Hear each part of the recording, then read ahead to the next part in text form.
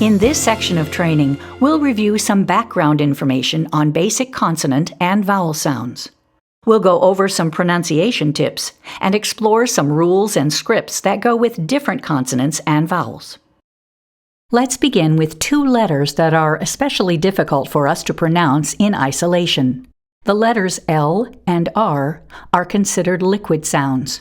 That means that these sounds blend into the vowels that surround them. When we want to work on pronouncing these sounds, it's often easiest to think about them in the initial position of a word. For example, the letter R we won't say as er. Er is the sound that we would make for the patterns ER, IR, and UR. Instead, the letter R by itself is pronounced R. So again, thinking about the initial position in the words red, run, rip, and rich, we hear that the letter R is saying the R sound. Again, we're hearing that schwa, or after I pronounce the R sound, but our intent is to keep that as clipped as possible. So we want to avoid saying and say R, keeping that schwa clipped. The same advice will help us in pronouncing the letter L correctly. We want to think about L in the initial position in words like lamp, lit, lick, love. We hear L making the L sound. That's important in contrast to the ul sound that we tend to want to make. The next letter to talk about is the letter X. The letter X can make three sounds: x, z, gz. The x sound is the most common. It's the sound that is made if we would combine a K and an S. Pronouncing the sound is difficult for some students. When we're instructing students on this sound, we have several tips to support them. One might be to have them pretend that they're opening a soda can, and it's that sound you hear, that x, when the can opens. Or imagine a hot skillet on a stove and dropping something into that hot skillet. It often says x when the food hits the hot skillet. You can introduce the word kiss and take the vowel out of the word kiss, and you get x. So a number of ways to help students with pronunciation. One other point on the letter X: it has place value. The only time the letter X will make the x sound is at the end of a word or a syllable. When we initially instruct students, it's important that we control our word lists and that we make sure that X comes in the final position to get the intended sound. In more advanced words, X can say Z, as in xylophone and Xerox, in the initial position. Keep that in mind as you're picking alphabet strips in your classroom. X can also say gz, the G and Z sounds blended together, as in exit. Let's talk about Q. In English words, Q is always followed by the letter U. So very early on, we teach students that these two letters work together to produce the qu sound. We also support them with the script that Q is always followed by U. While U is normally a vowel, in this QU pattern, the U is working as a consonant, helping to produce the qu sound. In fact, words that contain this pattern will always contain a vowel after the QU. Let's look at the consonants W and WH. Because English evolves, our pronunciation of words evolves also.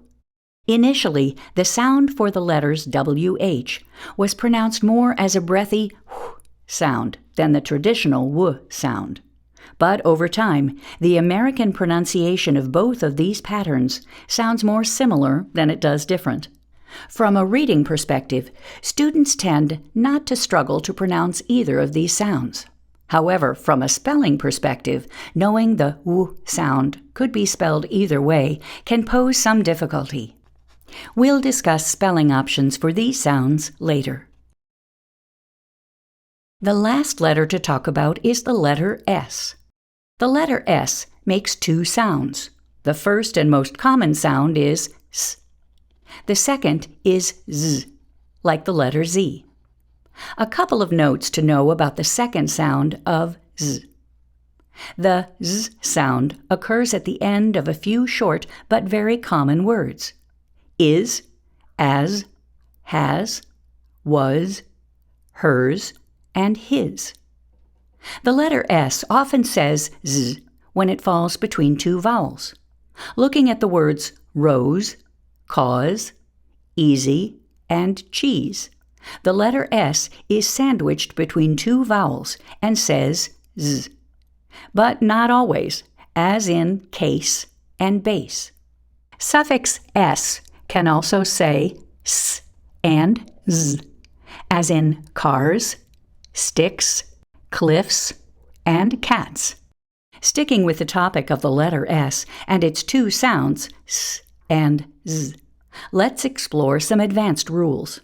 First, we need to understand that English is a morphophonemic language. That means our spellings are based on morphemes, or meanings, as well as phonemes, or sounds. Take a look at the first bullet.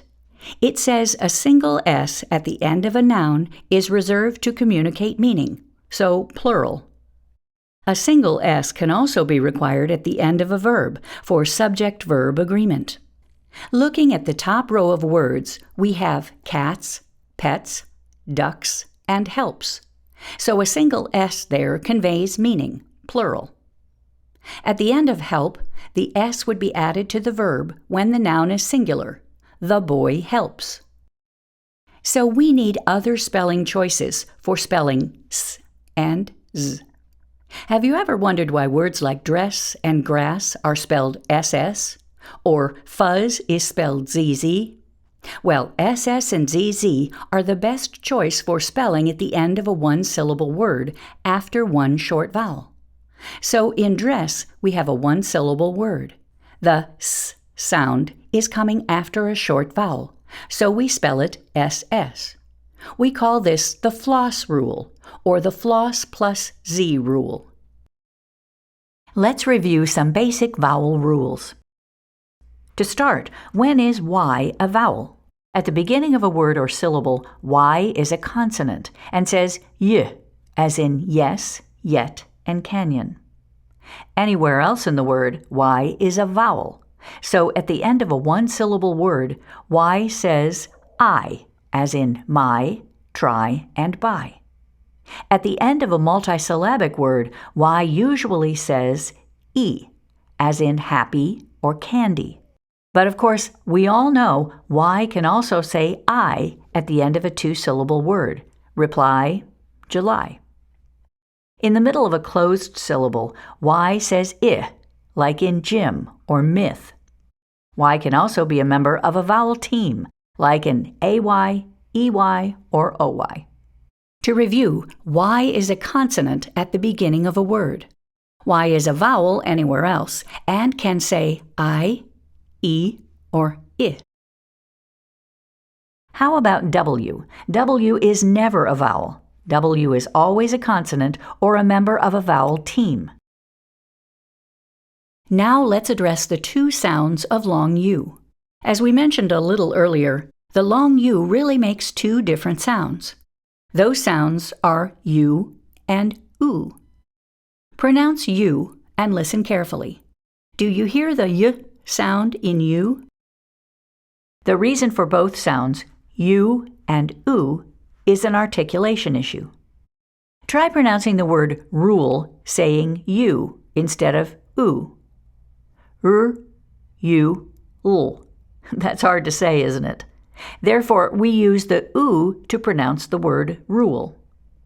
Unless students know this, the long U sound can be an issue, particularly in open syllables as they try to force out that U sound.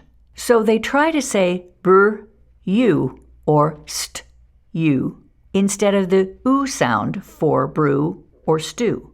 The fact that long U makes two sounds is true, regardless of the spelling of U. In your manual, you'll see a number of different examples. We focus on short sounds in kindergarten for most of the year, but we do address long names as an end-of-year skill. Silent E. The important point here is that a single E at the end of a word is almost always silent, but that E is still hard at work. It can be a magic E, making the preceding vowel long. We teach this very late in the year, and will demonstrate later in training how we approach magic E. The additional information shown on your screen about silent E is not directly introduced in kindergarten.